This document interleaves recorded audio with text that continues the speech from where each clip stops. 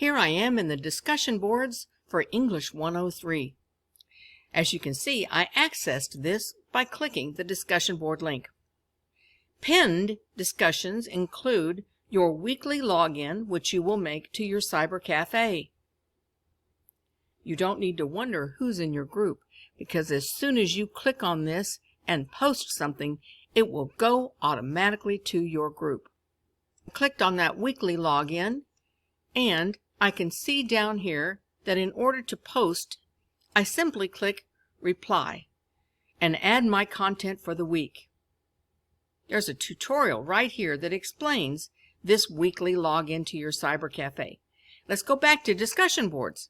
There are two boards that will contain the same information: the open forum, where all students can see your post, and your cyber cafe group, where only your small group will be able to see your post.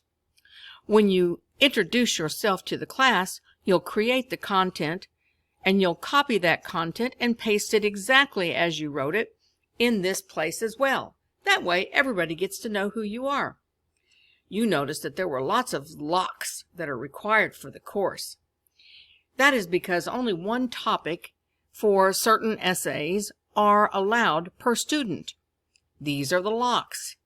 When you click on this lock, you will find more instructions, and you'll be able to easily lock your topic. When you click the lock for your image for the final essay, for example, you will find short instructions and a link to, that's right, a video tutorial. The lock for Prove My Point is where you will find your topic that you want to choose, and you will lock that topic by clicking the reply arrow. Here is my example, and you simply save and lock your topic.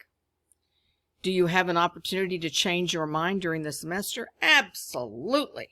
And as long as nobody has chosen that topic, you are good to go. You will just simply unlock your topic and lock a new topic.